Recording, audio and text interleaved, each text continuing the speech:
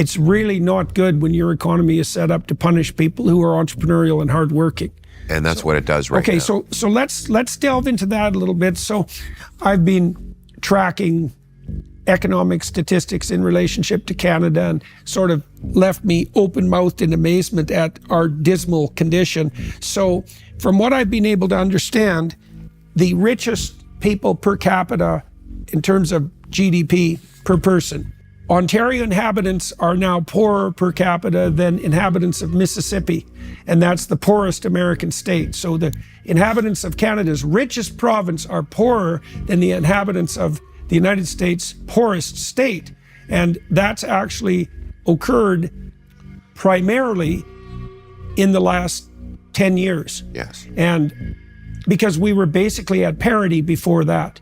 Yes. And had historically been not quite as rich as the Americans, with some, blips above them, but pretty much tracking them one-to-one. Yeah. And now it's 60%, something like that. What strikes me most here is how quietly this collapse happened.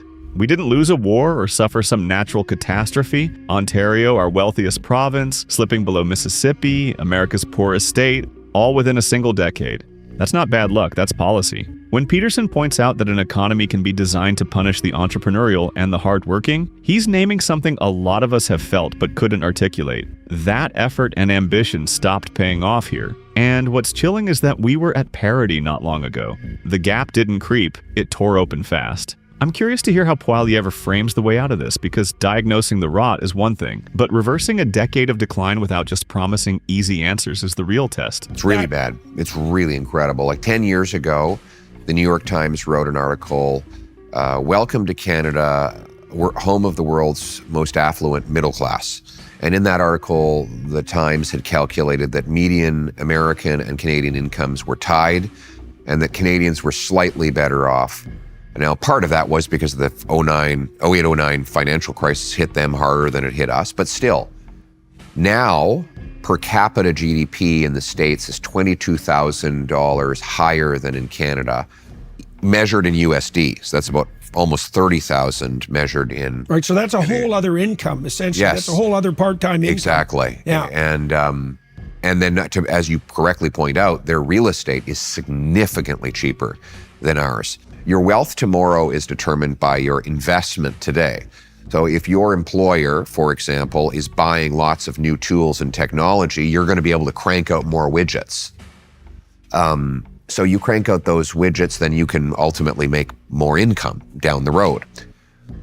If you take business investment and divide it by the number of workers, the American worker gets $28,000 of investment measured in US dollars. This is per capita? Per worker. Or per year? Per worker, per member of the labor force. Okay. So you take the total business investment of the United States divided by the total number of workers in America, it's 28 grand. In Canada, it's 15 grand. So the Canadian worker gets about 55 cents for every dollar of his American, and they're both measured in USD. Our productivity is another major problem. Right now, and that's productivity sounds complicated. It's actually extremely simple. You just take the GDP and you divide it by the hours worked in the country. So American GDP is $80. So for every hour an American worker works, on average, he or she produces $80 of GDP. In Canada, it's 50.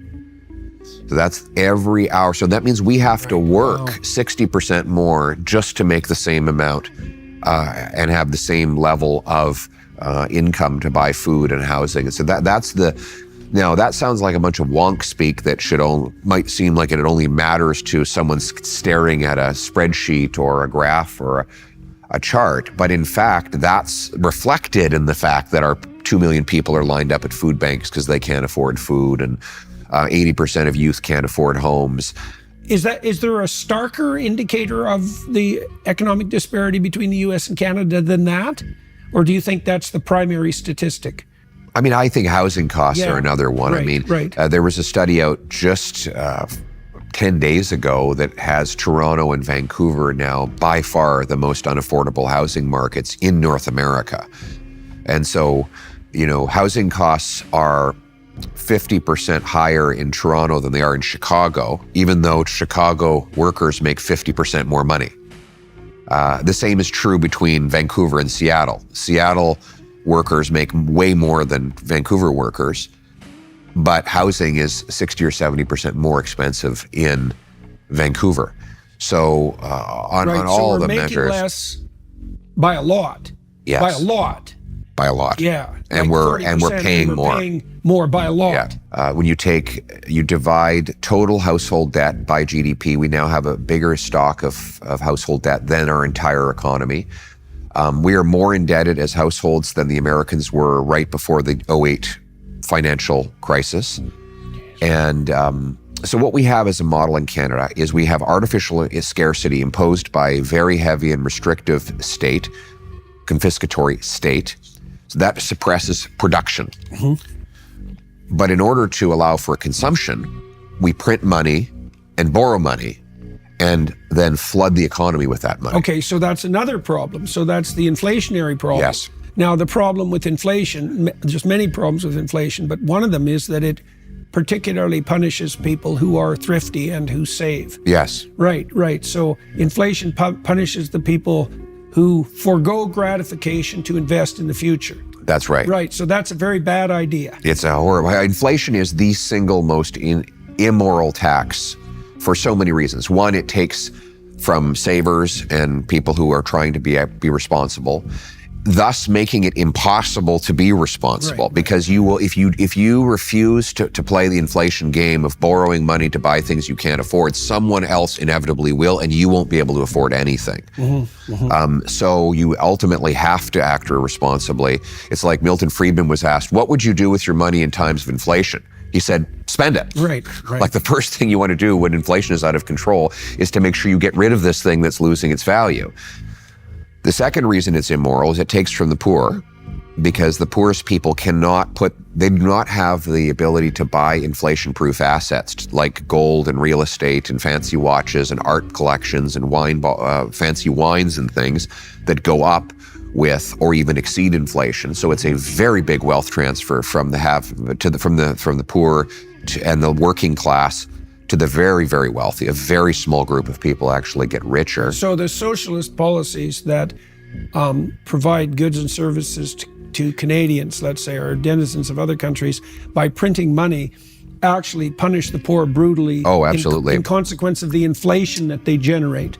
Yes, I mean, all the socialist policies in practice redistribute from the working class to the super wealthy, in practice. Mm-hmm. And I can prove that again and again and again. In theory. In practice. Yeah. In practice, all the redistribution that happens in these so-called socialist countries ultimately goes from the working class to the super wealthy. That is the reality. But just one last thing on inflation. The final reason why it's so immoral is nobody votes on it. The basic principle of our parliamentary system is the government can't tax what Parliament has not voted. In this video, Jordan Peterson and Pierre Poilievre dissect a decline that should alarm every Canadian. A country that once tracked America dollar for dollar now trails it badly, with Ontario poorer than Mississippi. What lands hardest for me is the moral argument running underneath the statistics. This isn't merely underinvestment or sluggish productivity that forces Canadians to work more just to stand still. It's the deeper claim that the whole system has been engineered to punish exactly the people who hold an economy together: the entrepreneurial, the hardworking, the thrifty. The point about inflation is what stays with me most, framing it as the single most immoral tax, one that quietly drains savers, traps people into reckless borrowing just to keep up, and shifts wealth from the working class to a tiny group wealthy enough to own inflation-proof assets. And the final twist is the sharpest. Nobody ever voted on it. The food bank lines, the 2 million Canadians who can't afford food, none of these are accidents. They're the predictable fruit of policy choices made over a single decade. I find the diagnosis persuasive and genuinely unsettling. The real question now is whether anyone has the courage and the plan to reverse it.